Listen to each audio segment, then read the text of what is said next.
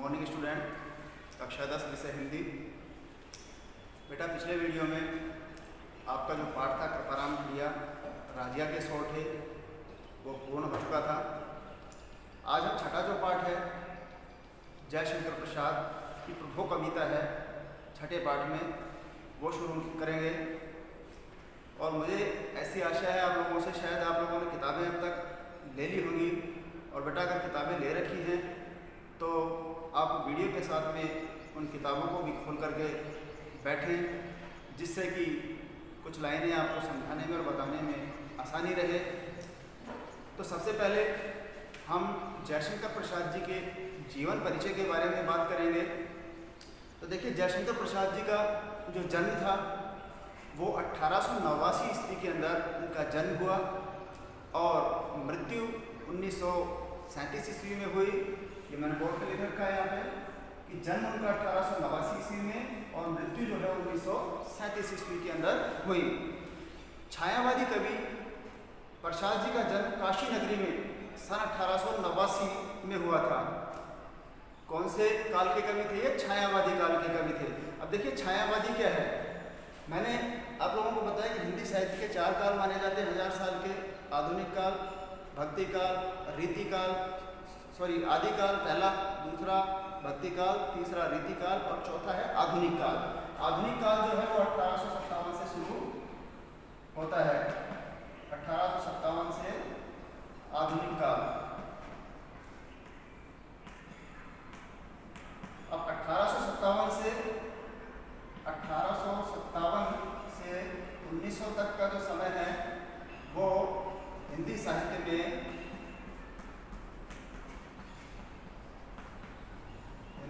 में किसके नाम से जाना जाता है? भारतेंदु युग।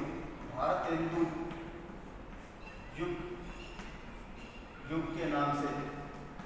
इसके ऊपर भारतेंदु हरिश्चंद्र जो हैं उनके नाम पे भारतेंदु युग के नाम से जाना जाता है। 1900 से लेकर के और 1918 तक का जो समय है वो जाना जाता है द्विवेदी युग।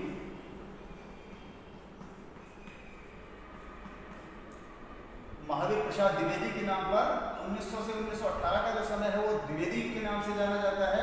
और 1918 से और 1936 तक का जो समय है वो हिंदी साहित्य में छायावाद के नाम से जाना जाता है। छायावाद के नाम से। किसके नाम से जाना जाता है? छायावाद। 1918 से लेकर 1936 का जो समय है वो छायावाद के नाम से हिंदी साहित्य में जाना जाता है। इस काल में जो कविता रचनाएं की गई 1918 से 1936 में, उन्हें छायावादी कविता और कवियों को छायावादी कवि कहा गया है। छायावाद के 4 प्रमुख कवि हैं जयशंकर प्रसाद, सूर्यकांत त्रिपाठी निराला, सुमित्रानंदन पंत और महादेवी वर्मा। ये 4 प्रमुख स्तंभ माने जाते हैं इस छायावादी युग के। तो जयशंकर प्रसाद जी जो है वो छायावादी क्या थे? कवि थे। छायावाद कब से कब तक था? 1918 से 1936 तक का जितनी भी काव्य रचनाएं जो की गई वो किस में आती हैं? छायावादी युग के अंदर आती हैं। तो जन्म इनका कहाँ पर हुआ? काशी के अंदर। कब हुआ? 1889 ईस्वी के अंदर हुआ। इनके जो पिता थे बाबू देवी प्रसाद शिक्षा प्रेमी थे। पिता का नाम क्या था? बाबू देवी प्रसाद। इनके पिता का नाम था बाबू देवी प्रसाद। बाबू देवी प्रसाद इनके पिता का नाम था, जिन्हें लोग सुंगनी साहू, इनको किस नाम से जानते थे? सुंगनी साहू। सुंगनी साहू के नाम से इसको क्या करते थे? सुंगनी साहू के नाम से इनको जानते थे। प्रसाद जी की प्रारंभिक शिक्षा का प्रबंध पहले घर पर ही हुआ, यानी कि शुरुआती जो शिक्षा थी इनकी, जब इन्होंने शिक्षा प्राप्त करनी शुरू की तो इनकी शिक्षा की व्यवस्था जो है वो घर के ऊपर ही कर दी गई। और बाद में इन्हें क्वींस कॉलेज में अध्ययन हेतु भेजा गया। तो पढ़ने के लिए बाद में क्वींस कॉलेज जो था वहाँ पर इनको पढ़ने के लिए भेजा गया। अल्प आयु में ही अपनी मेधा से इन्होंने, मेधा का मतलब होता है बुद्धि, अर्थात अल्प आयु अर्थात बहुत ही कम आयु के अंदर इन्होंने अपनी बुद्धि से संस्कृत, हिंदी, उर्दू, फारसी और अंग्रेजी का अच्छा ज्ञान प्राप्त कर लिया था। बचपन से ही इनकी रुचि साहित्य की ओर थी। इंदु नामक मासिक पत्रिका का इन्होंने संपादन किया। तो कौन सी पत्रिका का? इंदु नाम की एक पत्रिका थी, इंदु नामक पत्रिका का संपादन किया। कौन सी पत्रिका? याद रखना है बेटा ये चीजें। पिता का नाम बाबू देवी प्रसाद सुंगनी साहू के नाम से वो जाने जाते थे। पत्रिका जिनका इन्होंने संपादन किया, पत्रिका का नाम था इंदु पत्रिका का इन्होंने क्या किया था? संपादन किया था। साहित्य जगत में इन्हें वहीं से पहचान मिली। कहाँ से? इंदु पत्रिका के संपादन कार्य जब इन्होंने शुरू किया तो वहीं से साहित्य के अंदर, हिंदी साहित्य के अंदर इनको एक पहचान मिली, एक नाम इनको प्राप्त हुआ। काव्य रचना के साथ साथ नाटक, उपन्यास एवं कहानी विधा में भी इन्होंने अपना कौशल दिखाया। यानी कि इन्होंने नाटक भी लिखे, उपन्यास भी लिखे, कहानी भी लिखी और काव्य रचनाएं भी की। इनकी प्रमुख जो रचनाएं वो निम्नलिखित हैं। प्रमुख जो रचनाएं हैं वो देखिए निम्नलिखित हैं। सबसे पहले हम लिखते हैं इनका काव्य। काव्य का मतलब होता है कविता। कविताएं कौन कौन सी? आंसू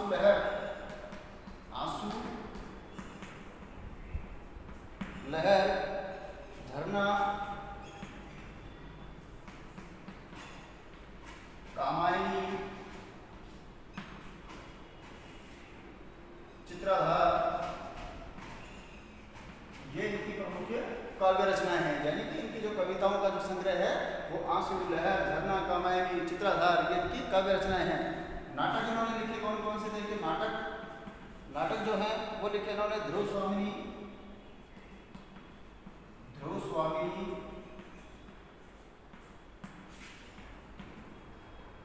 स्कंदगुप्त, चंद्रगुप्त,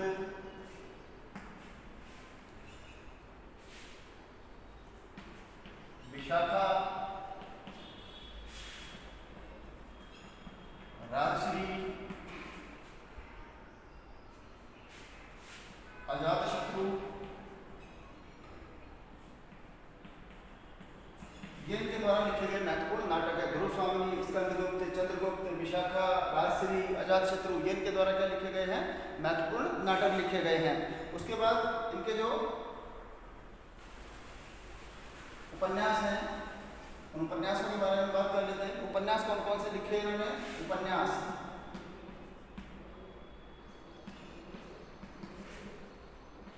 कंकाल,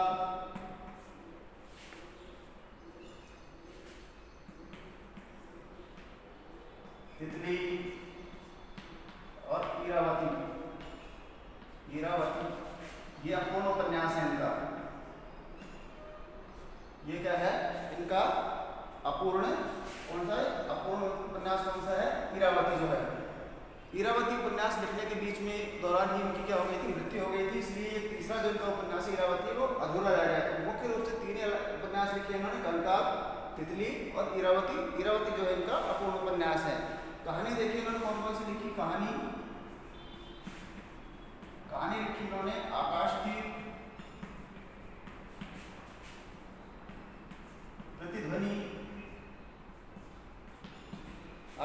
प्रतिध्वनि, पुरस्कार, गुंडा, आंधी, छाया, इंद्रजाल, ये इनके द्वारा लिखी गई महत्वपूर्ण कहानी है। आकाशदीप, प्रतिध्वनि, पुरस्कार, गुंडा, आंधी, छाया और इंद्रजाल। और निबंध इन्होंने काव्य कला और तथा अन्य निबंध लिखे। तो ये इनकी क्या थी? महत्वपूर्ण रचना। ये काव्य, इनके नाटक, इनके उपन्यास और इन्होंने जो कहानियां महत्वपूर्ण लिखी हैं वो इनकी ये थी। प्रसाद जी की प्रतिभा बहुमुखी थी, अर्थात बहुत सारी प्रतिभाएं इनके अंदर मौजूद थी एक साथ। बहुमुखी का मतलब होती है बहुत सारी प्रतिभाएं जो हैं वो एक साथ मौजूद थी। किंतु साहित्य के क्षेत्र में कवि एवं नाटककार के रूप में इनकी ख्याति विशेष है। तो साहित्य जो है उस साहित्य के क्षेत्र में इनकी जो प्रसिद्धि है, ख्याति का मतलब होता है प्रसिद्धि। प्रसिद्धि किस कारण से है? कवि और नाटककार, अर्थात एक तो कविता करने की वजह से और दूसरे नाटक लिखने की वजह से इनकी प्रसिद्धि ज़्यादा है। छायावादी कवियों में ये अग्रगण्य थे, यानी कि सबसे पहले गिनती इनकी हुआ करती थी। किसमें? छायावादी कवियों में। अभी मैंने बताया था कि छायावादी प्रमुख 4 कवि कौन कौन से थे? जयशंकर प्रसाद, सुमित्रानंद पंत, सूर्यकांत त्रिपाठी निराला और महादेवी वर्मा। और इन सभी कवियों में सबसे पहला जो स्थान था, सबसे पहले गिनती इन्हीं की होती थी। कामायनी इनका अन्यतम काव्य ग्रंथ है, और कामायनी जो है वो सबसे प्रसिद्ध इनका ग्रंथ है, जिसकी तुलना संसार के श्रेष्ठ काव्यों से की जाती है। कौन से काव्य की? का जो कामायनी काव्य है उसकी तुलना इस संसार के श्रेष्ठ काव्यों से की जाती है। सत्यम शिवम सुंदरम का जीता जागता रूप प्रसाद के काव्य के अंदर मिलता है। मानव सौंदर्य के साथ साथ इन्होंने प्रकृति सौंदर्य का सजीव मौलिक वर्णन किया है। पर मनुष्य की सुंदरता का तो इन्होंने वर्णन किया ही है, साथ में ही प्रकृति का जो सुंदरता है उसका भी बिल्कुल सजीव वर्णन किया है। जैसे कि प्रकृति जो है जीती जागती है, उस प्रकार से उनका वर्णन किया है। इन्होंने ब्रजभाषा एवं खड़ी बोली दोनों का प्रयोग किया। इनकी भाषा संस्कृतनिष्ठ है, यानी कि संस्कृत के शब्दों का भी इनकी भाषा में प्रयोग किया है इन्होंने। 15 नवंबर सन 1937 ईस्वी को हिंदी साहित्य का ये अमर कवि सदा के लिए इस संसार से क्या हो गया? विदा हो गया, यानी कि 1937 के अंदर इनकी मृत्यु हो गई। अब बेटा थोड़ा सा हम जो प्रभु कविता है उस प्रभु कविता के पाठ परिचय के बारे में बात कर लेते हैं कि इस प्रभु कविता में क्या बताया है, उन्होंने क्या समझाने की कोशिश की है। तो देखिए, जयशंकर प्रसाद की प्रभु कविता उनके सफुट कविताओं के संग्रह कानन कुसुम से ली गई है। तो इस पाठ में जो तुम्हारी कौन सी कविता दी गई है? प्रभु कविता। कौन सी कविता दी गई है? प्रभु कविता दी गई है। प्रभु, ठीक है। और ये किससे ली गई? कौन से काव्य संकलन से? कानन कुसुम। कानन कुसुम इनका जो काव्य संग्रह है।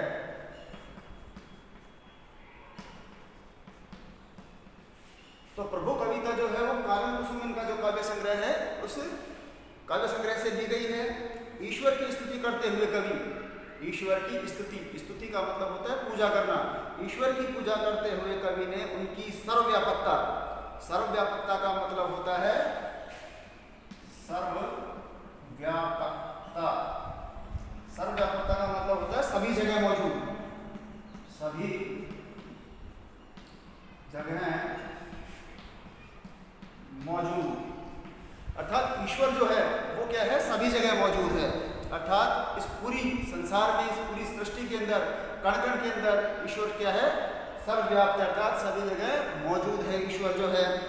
सौंदर्य और शक्तिमत्ता का गुणगान किया है। ईश्वर की जो सुंदरता है और उनकी जो शक्ति है उसके बारे में इस कविता के अंदर वर्णन किया गया है। तो प्रभु कविता में किस चीज़ का वर्णन किया गया है? कि भाई ईश्वर जो है वो सर्वव्याप्त है, सभी जगह मौजूद है। ईश्वर की जो सुंदरता है और उनकी जो शक्ति है उसके बारे में इस प्रभु कविता के अंदर उन्होंने गुणगान किया है, बताया है। कवि को प्रकृति के प्रत्येक उपादान में, यानी कि कवि जो है उस कवि को प्रकृति के प्रत्येक उपादान यानी कि हर चीज के अंदर, नदियों का बहना, फूलों का खिलना, तारों का दिखाई देना, तारों का चमकना, रात्रि के अंदर, इन सभी जगह क्या दिखाई देते हैं? ईश्वर का प्रसार दिखाई देता है, ईश्वर की शक्ति दिखाई देता है, ईश्वर की सुंदरता दिखाई उसके अंदर देती है। तो ईश्वर का अनंत प्रसार दृष्टिगत होता है, यानी कि ईश्वर हर जगह दिखाई देते हैं उनको मौजूद। चंद्र किरणें ईश्वरीय प्रकाश को व्यक्त करती हैं। चंद्रमा की जो किरणें हैं वो किसको व्यक्त कर रही है, किसको बता रही हैं? ईश्वर के प्रकाश को व्यक्त कर रही है। कि ईश्वर का जो प्रकाश है वो किसके द्वारा देखा जा सकता है? भाई जिसको भी ईश्वर का प्रकाश देखना है तो वो चंद्रमा की किरणों को देखे तो ईश्वर का प्रकाश हमें दिखाई दे जाएगा। सागर की उताल तरंगे, उताल का मतलब होता है ऊंची ऊंची उठती हुई, उताल का मतलब ऊंची उठती हुई जो तरंगे होती है सागर की, उसकी स्तुति करती है। तो ईश्वर की पूजा जो है वो कौन कर रही है? सागर की ऊंची ऊंची उठती हुई जो लहरें हैं वो ईश्वर की स्तुति कर रही हैं, अर्थात पूजा कर रही हैं। चंद्रिका उनकी मुस्कान को, और ईश्वर की मुस्कान जिसको देखना है तो वो चंद्रिका अर्थात चंद्रमा की किरणों को देखे। तथा नदियों का कलकल निनाद उसके आह्लाद को व्यक्त करता है। आह्लाद का मतलब होता है खुशी, हंसना या प्रसन्नता। तो जिसको ईश्वर की खुशी देखनी है, जिसको ईश्वर को हंसता हुआ देखना है तो वो क्या देखे? बहती हुई नदी का जो कलकल करता हुआ जो पानी है उसको देखे तो वहाँ पर उसे क्या दिखाई देगा? ईश्वर की हंसी दिखाई देगी, ईश्वर की खुशी उसमें दिखाई देगी। वस्तुतः प्रकृति के सौंदर्य और प्रेम से युक्त भय रूप को प्रकाशित करने वाला ईश्वर ही है। ईश्वर की कृपा होने पर ही मनुष्य के समस्त मनोरथ पूरे होते हैं, और जिसके ऊपर ईश्वर की कृपा हो जाती है उस व्यक्ति के सारे जो मनोरथ अर्थात मन की जो इच्छाएं होती हैं, मन की जो कामनाएं होती है, वो सब क्या हो जाती हैं, पूर्ण हो जाती हैं। कब होती हैं? जब ईश्वर की कृपा उसके ऊपर हो जाती है। तो भाई खड़ी बोली हिंदी में रचित एक कविता प्रसाद जी की भावाव्यक्ति का सुंदर उदाहरण है। तत्समय और गंभीर भाषा ने कविता को अद्भुत अभिव्यंजना शब्दों से युक्त कर दिया है। तत्समय यानी तत्सम शब्दों का जो प्रयोग है उसने क्या कर दिया है, इस और गंभीर जो भाषा है उसने बहुत ही सुंदर इस कविता को बना दिया है।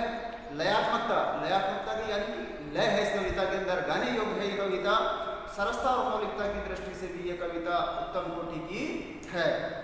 तो बेटा आज हमने कवि जयशंकर प्रसाद जी के जीवन परिचय के बारे में बात की। जयशंकर प्रसाद जी का जन्म 1889, मृत्यु 1937 में हुई। इनकी जो महत्वपूर्ण काव्य रचनाएं थी उनके बारे में आपको बताया। काव्य कौन कौन से थे? काव्य इनके आंसू, लहर, झरना, कामायनी, नाटक गुरुस्वामी विशाखा और राजश्री अजातशत्रु, उपन्यास कंकाल तितली और इरावती जो कि अपूर्ण उपन्यास है। इरावती जो है कहानी इनकी आकाश की प्रतिध्वनि, पुरस्कार, गुंडा, आंधी, छाया, ये इनकी महत्वपूर्ण कृतियाँ हैं। और काशी के अंदर इनका जन्म हुआ। इनके पिता का नाम बाबू देव प्रसाद था, जो कि सुंगनी साहू के नाम से जानते हैं जिनको। और बाकी हमने इस पाठ के सार के बारे में पढ़ा। तो पाठ का सार क्या है? प्रभु कविता के अंदर वो क्या कर रहे हैं? ईश्वर का गुणगान कर रहे हैं, ईश्वर की स्तुति कर रहे हैं, और वो ये बता रहे हैं कि बस जिसको भी ईश्वर को देखना है तो वो कहाँ देखे? इस प्रकृति के अंदर देखे तो ईश्वर सभी को दिखाई दे जाएगा। जिसको ईश्वर की मुस्कान देखनी है तो वो चंद्रमा की किरणों को देखे, जिसे ईश्वर को हंसता हुआ देखना है तो नदियों के कलकल बहते हुए जल को देखें, और सागर की जो तरंगे हैं, ऊंची उठती तरंगे, वो ईश्वर की क्या करती हैं? स्तुति करती हैं, पूजा करती हैं। तो इन सभी चीज़ों के अंदर ईश्वर दिखाई दे जाता है, और जिस व्यक्ति के ऊपर ईश्वर की कृपा हो जाती है उसके सभी मनोरथ अर्थात जो भी उसके कार्य होते हैं, जो भी इसकी इच्छाएं होती हैं, मनोकामनाएं होती हैं, वो मनोकामनाएं पूर्ण हो जाती हैं। और बेटा ये कल प्रभु कविता और उसका जो भावार्थ है वो कल के वीडियो में हम पढ़ेंगे। आज के लिए धन्यवाद।